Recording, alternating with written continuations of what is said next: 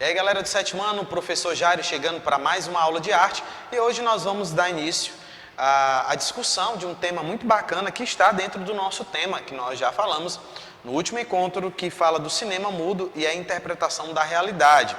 Logo em seguida nós vamos falar um pouco mais, aprofundar nossa discussão sobre a dança nos filmes musicais. Olha que interessante, né? A música hoje faz parte da arte do cinema. Então, quando você escuta uma música, automaticamente você já associa aquela música a um filme, né? Pois nós vamos falar sobre isso a partir de agora. Prepara o material, fica atento. Se você tiver dificuldade em algum momento de compreender o assunto, pausa o vídeo, volta o vídeo, reinicia para que você possa compreender o nosso assunto de arte. Então, vamos lá ao nosso assunto de hoje. Bom, nossa aula, nós tínhamos já falado um pouco sobre a questão do cinema mudo, né, e a interpretação através de forma realista. Então, nós vamos falar aqui um pouco mais nessa perspectiva acerca do cinema mudo e a interpretação realista.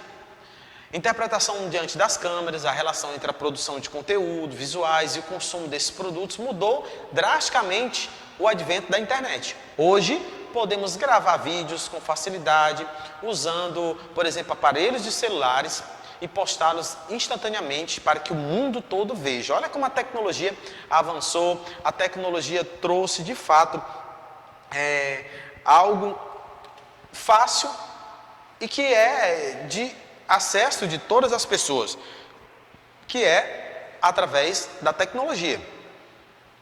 Muitas pessoas gravam seus próprios filmes, disponibilizam em plataformas virtuais, exibindo informações técnicas ou apenas comentando temas de interesse popular. Porém, mesmo com todas essas mudanças, ainda há formas específicas para se comunicar diante das câmeras, especialmente na chamada linguagem cinematográfica, em que os atores e atrizes precisam transmitir emoções, mesmo estando rodeado por aparatos técnicos como câmeras, luzes, microfones e etc.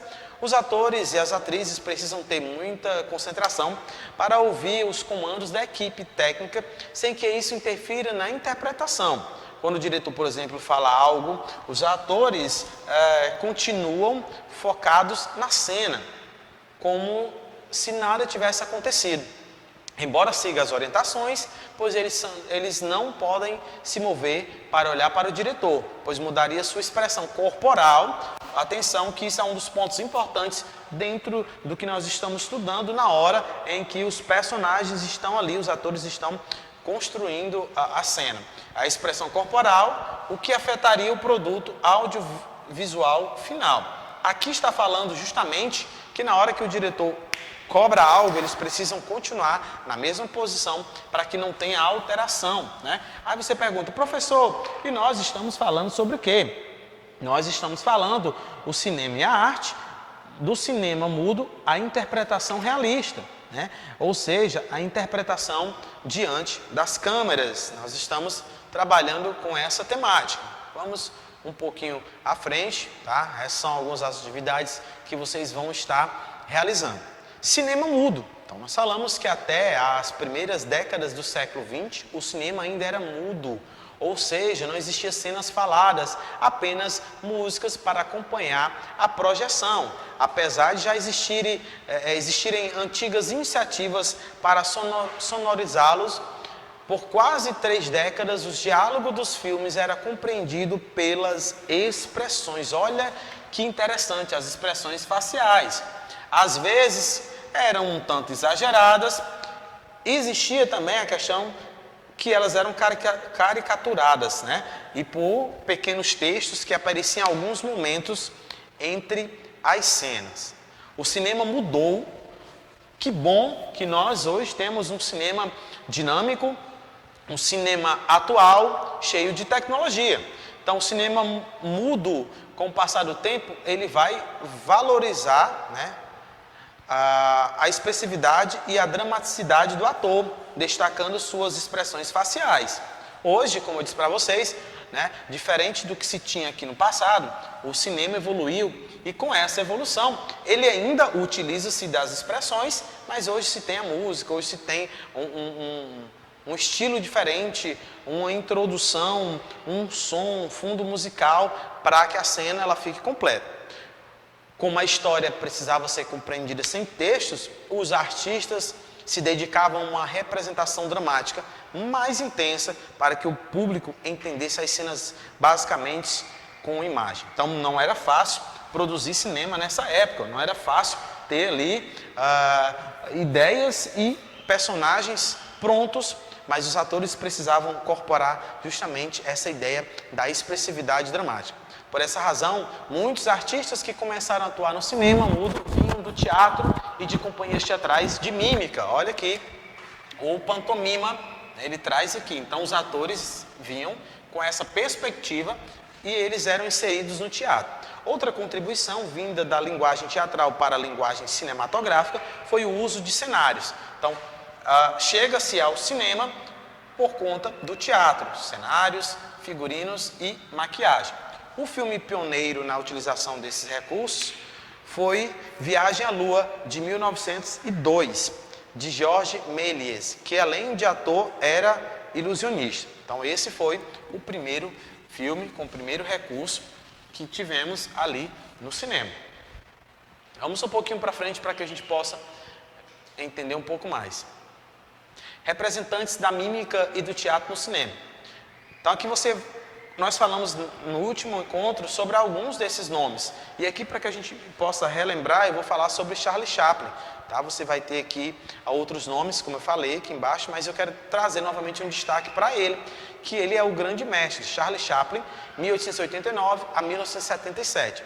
Chaplin herdou o talento dos pais e, ainda criança, participou de um grupo artístico juvenil. Foi em 1910 que ele ingressou na trupe de Fred Karno, que o levou a viajar e a receber seu primeiro contrato para atuar em um filme. Seu personagem mais famoso foi o adorável Carlitos. Começou a aparecer nas telas do cinema no ano de 1914. Então existe um bom tempo e até hoje o seu nome está entre nomes importantes no que diz respeito à arte, né? A arte do cinema, a arte do teatro. A carreira de Chaplin foi grandiosa, pois atuou como um autor, ator, diretor e compositor de trilhas sonoras. Então ele tem não só atuação como ator ali no teatro mudo, não, ele tem uma atuação mais ampla. Então você percebe aqui que a sua atuação ela está dentro dessa ideia do cinema, do teatro, mas é algo expansivo, como autor, ator, diretor, compositor de trilhas sonoras. Então você tem aí outros nomes que no último encontro eu também reforcei, né? Eu falei para vocês sobre eles. Bem, é interessante que eu e você possamos compreender um pouco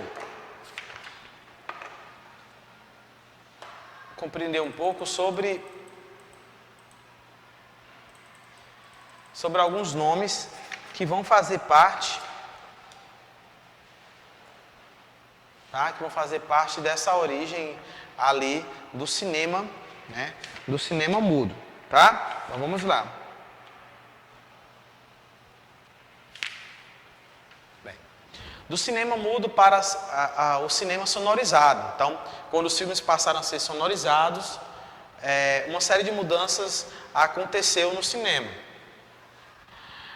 A adaptação dos diálogos de maneira que ficassem inteligíveis ao público foi um desafio. Além disso, a câmera filmadora daquela época fazia muito barulho e foi preciso criar uma cabine para ela, evitando que os ruídos atrapalhassem as filmagens. Então, se você for olhar na história do cinema, você percebe que naquela época se criava estratégias para que pudesse amenizar o ruído, o barulho que fosse produzido ali por algum equipamento. Então era necessário que tivesse justamente essa condição para não atrapalhar a filmagem. Posteriormente foi criado o blimp, uma espécie de caixa involúcro inserida no corpo das câmeras que fazia com que elas ficassem mais silenciosas. Então percebam que aí vão se criando ideias, vão se criando pensamentos, projetando para que as coisas pudessem funcionar. Assim as câmeras puderam ser colocadas dentro de sets de filmagem e aos poucos foram construindo maiores estúdios de gravação com aparatos tecnológicos, sendo um deles o microfone, que auxiliava não só na captação do som,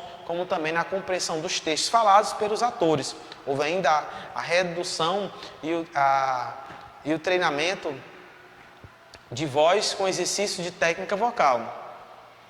Aqui a imagem técnicos dos estúdios da MGM, né, instalando ali um blimp na câmera, né? Então, a tecnologia ela vai aos poucos trazendo ali uma forte relação, tá? Uma relação importante para com as pessoas. Falamos também um pouco sobre o aspecto do método de Stanislavski, né, que é um método importante de interpretação proposto por ele, né, que esse método ia propor que os aspectos da vida do ator sejam usados como base na composição dos personagens. Assim, as memórias, os sentimentos, a experiência adquirida ao longo da vida do ator eram emprestados durante o processo criativo. Aqui, a imagem do método sendo utilizado, né, e aqui vai falar um pouco das circunstâncias que eu também falei no nosso último encontro, tá? Nós vamos agora para o próximo slide. Espero que você esteja compreendendo. Nós vamos agora reforçar o nosso assunto falando sobre a dança nos filmes musicais, ou seja, nós estamos saindo aqui um pouco dessa discussão desse tema que é tão importante dentro do cinema, que é justamente o cinema mudo, a interpretação realista. Saindo desse cinema, chega o avanço e aí nós temos aí uma relação importantíssima que é a construção da ideia da dança nos filmes, tá? Então nós vamos agora falar sobre essa ferramenta importante sendo utilizada para trazermos a dança nos filmes musicais. Bem, eu não sei se você conhece essa imagem, é a imagem de um filme, é o La La Land, né? Um filme que ganhou alguns prêmios e que retrata aí justamente cenas de dança. Então o cinema ele avançou, né? O cinema trouxe essa particularidade que é a dança nos filmes musicais. É o cartaz de divulgação de La La Land, um premiadíssimo filme hollywoodiano do gênero musical, dirigido por Damien. A origem dos filmes musicais. Então, agora nós vamos compreender a ideia e a origem desses filmes, para que você possa fechar esse ciclo com a gente nesse momento, já que nós estamos falando sobre o cinema, né? Esse nosso capítulo nos deu a oportunidade de explorarmos o mundo do cinema, né? O cinema e a arte. Nós falamos sobre imagens em movimento, música no cinema mudo e interpretação realista, e agora finalizando com a dança nos filmes musicais. O musical é um espetáculo cênico que tem sua origem na ópera cômica e na opereta no fim do século XIX. O musical teatral se popularizou em Londres, na Inglaterra, e de lá foi levado para Nova York, Estados Unidos, onde desde o início se instalou na Avenida da Broadway. Lembra alguém? Eu acredito que você já viu, é fácil de lembrar dos grandes espetáculos que existem na Broadway. Que é mais famosa entre todos do mundo que trabalham com essa questão da dança é a Broadway. No Brasil, o teatro de revista que divulgou o estilo nos palcos com canções de Chiquinha Gonzaga. Nos musicais, a dança representa, ou ela é também representada, ou seja, ali tem a música que caminha simultaneamente, pois é um estilo que a narrativa se apoia em uma sequência de canções e coreografias. A interpretação acontece predominantemente por meio das canções e das danças, sendo que a maioria dos musicais apresenta histórias que misturam elementos cômicos e românticos. Independente do gênero, seja ele comédia, drama ou terror, a interpretação sempre é permeada pelo canto e pela dança. Então nós estamos estudando um capítulo que vai estar trazendo o tempo todo essa relação, né? Essa relação com a música. Então, para que a gente possa, já finalizando, existe a opereta. A opereta é uma obra cênico-musical com canções e danças intercaladas com diálogos, né? E o termo opereta significa inicialmente uma ópera curta, tá? Então, aí as imagens que você está vendo dessa ópera. As operetas são um espetáculo no qual se integram canções, acompanhamentos instrumentais, coros e muitas vezes danças mostrando ainda mais sua semelhança com a ópera. Os temas das operetas são mais leves e muitas vezes cômicos, diferentes da ópera, tá? Então você consegue perceber que há sim essa diferença entre a ópera e a opereta. O mais interessante desse capítulo é que ele explora de fato esse mundo da dança, né? E nós temos aí a Broadway, que é hoje o ápice dos musicais nos Estados Unidos. Ainda assim continuam se produzindo. Como eles fazem isso, professor? Grandes filmes, grandes propostas e grandes espetáculos que são apresentados na Broadway. Grandes artistas que dedicam o seu tempo a esse estilo. Ok? Eu vou ficando por aqui. Até o nosso próximo encontro. Nós vamos falar muito mais sobre arte, sobre cultura e informações sobre esse mundo tão importante que é a construção da dança, da música e da arte. Valeu, galera!